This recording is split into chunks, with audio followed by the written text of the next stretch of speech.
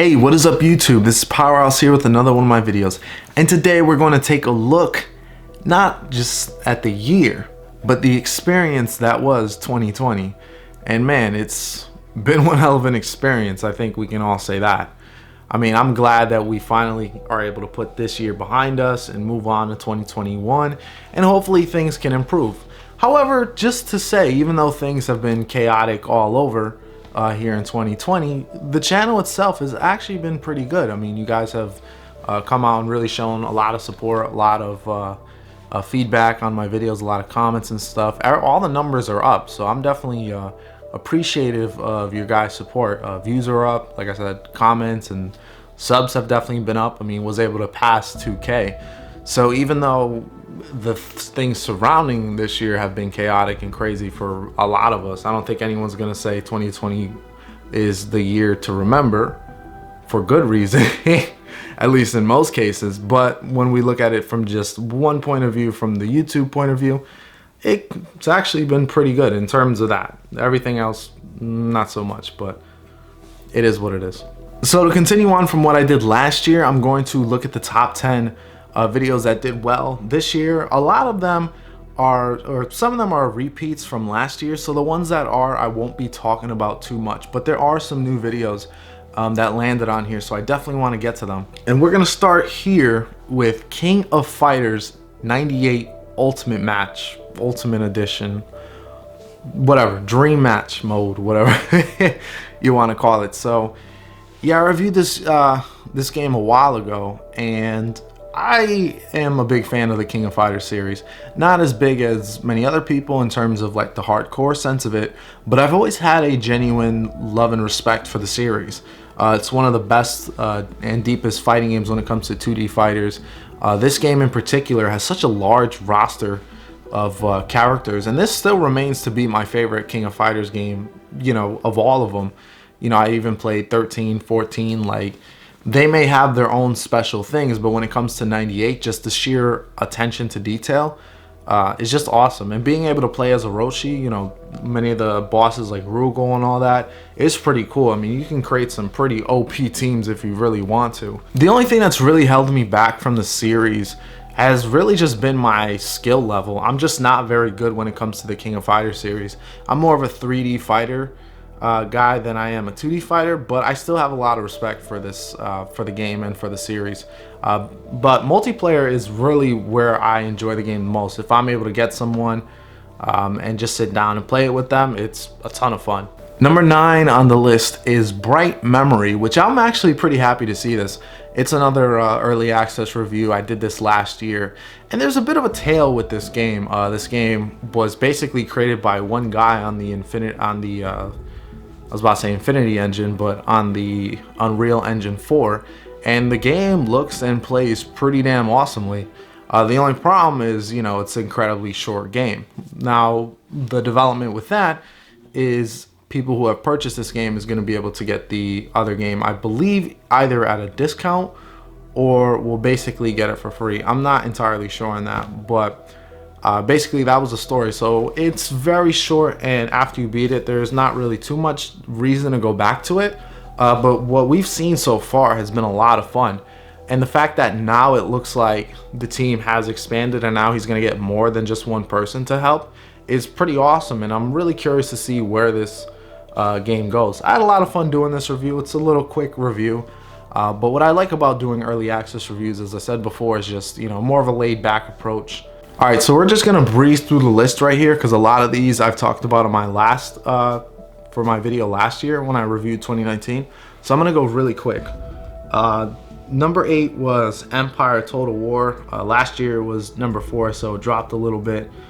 Basically talked about this again. I would like to see an Empire 2. Hopefully they can do that one day. Rome 2, like I said, really buggy at launch, but when all the patches came in and all the support that Creative Assembly has shown it, it became one of the better Total Wars to date. Number 6, Empire Earth 3, which was number 2 last year. Basically the infamous review that I made that still does well to this day, even though I released it back in like 2013. So I'm glad you guys are still watching it, but man, that's such a bygone era. Number 5 is my Tom Clancy's Lockdown Mission 1. Last year it was number 7. This year it's number 5. And I've thought, just seeing some of these LPs, I've been thinking about getting back into doing Let's Plays, but I want to talk about that after this. After I get through the list, I'll talk about a little bit more about 2021 and what I have planned for that year. All right, number 4, brand new one. This video was actually released this year, and that is my review of Bloody Spell, another early access review. Like I said, early access reviews, you know, it's always great to see the support that you guys give me for it, and I appreciate it. You know, the feedback and everything on my early access reviews, you know, just being a very off-the-cuff kind of review, and you guys seem to be enjoying that style. So Bloody Spell was basically a Souls clone, and I know I was corrected, or I was people commented, but look at the difficulty. I'll post it here too. It literally says new to Souls games on one of the difficulties. Trust me, they knew what they were doing. I'm not trying to insult it by saying that. They knew what they were doing. That's the style that they were going to, and it follows a lot of those mechanics. But yeah, for the game itself, it was actually pretty good. Again, early access only, so it doesn't go for very long. But I was actually very interested, you know, with the weapons that were present, the speed and pace of the combat. The story seemed like it was going pretty interesting, and there were some Easter eggs to discover. The different weapon types, like I said, were a lot of fun. I liked the great sword. Had fun with that. The staff too. Just all the weapons, and I'm curious to see what else they're going to add, and definitely the finished product. I haven't followed it too closely since the review, but I do know that some updates have been made, but I'm not sure when they plan on a full release. All right, these next 3 I'm going to go very quickly as well. Roller Coaster Tycoon 3 was last year number 6, my review on that, and now it's number 3. So that's kind of ironic, but it is what it is. Not much really to say. I know they've re-released the game this year. Haven't really played it or really gotten a hold of it. So it is what it is. My Rainbow Six 3 Raven Shield Mission 5. Again, I talked about it last year. That one last year was number 3, so it's moved up to number 2. And again, this is kind of just looking at the numbers and what I see. I may get back into Let's Plays, but again, we'll talk about that after I get through the list. And for number 1, once again, is Age of Empires 3, which is pretty expected. Like I said, it kind of was number 1 last year, and the way the trends and everything goes, you know, just far outpaced everything else on the list. But after the remastered edition, or I think it was called the remastered or edition, or basically the new edition for Age of Empires 3, once that was released, I definitely saw a decrease there. So I'm pretty sure that next year it's going to be the Fall of the Titans. So we'll see that. Also, damn, I keep adjusting this map. It's pissing me off. All right, so for next year, I got a couple things. Definitely want to wrap up some storylines with the Powerhouse review, because I had a storyline all planned out, what I wanted to do from the beginning and the end, like in terms of the whole 50 Blades of Grey arc and what I wanted to do there. But unfortunately, with what's going on, that really limits what I can do in terms of having people over and filming and all that stuff. It was not really a safe, you know, condition and all that stuff. A lot was going on at the time, and honestly, that stuff required way more priority than what was on the channel. So unfortunately, pace slowed down, things slowed down, and you know, it really was tough to get these videos and to move in terms of the storyline. I've known some other YouTubers that had that issue as well. Like, they would just say, like, you know, due to you know, the situation, I'm trying to avoid saying the word, but due to the situation of the world, not able to make the videos and to really move along in their storylines. So it's really affected a lot of channels, and it's been very difficult. But hopefully next year, if things go well and things progress the way I intend them to be, we should see a wrap up of the whole 50 Blades of Grey arc, and also who that character is and who that Plague Doctor is and how he plays into this whole thing. Now, when it comes to other content that I want to do, I definitely want to get more into, you know, I want to continue more on the early access reviews. Lately I haven't been seeing too much that is really caught my eye, basically because almost like every good title that comes out, like as soon as it gets on early access, is like a half a year or a year and boom, it's like full release. But hopefully I can find some good early access titles. I know you guys enjoy that, so I definitely want to continue with that. Tier lists, I definitely want to continue with that as well. I started it this year. The feedback has been great, especially on my Armor Core tier list. You guys really resonated with that one and really liked that. I brought back an old classic and stuff. So that's what I want my tier list to kind of focus on, you know, more classics and more console things that I don't really have a chance to do in terms of a review format. But I could, you know, go back to other games just in case, like if I already reviewed that game, like let's say I reviewed like, you know, I reviewed Dark Souls and Warhammer 2, you know, I can probably just say, hey, maybe just do a tier list of the factions in Warhammer 2, or maybe like a tier list of the bosses for Dark Souls, you know, just to kind of revisit those games but not review them again, just kind of like look at it from a different perspective. And back to what I was saying when it comes to LPs, basically, you know, Let's Plays. I was thinking about getting back into them. I had a few ideas in mind.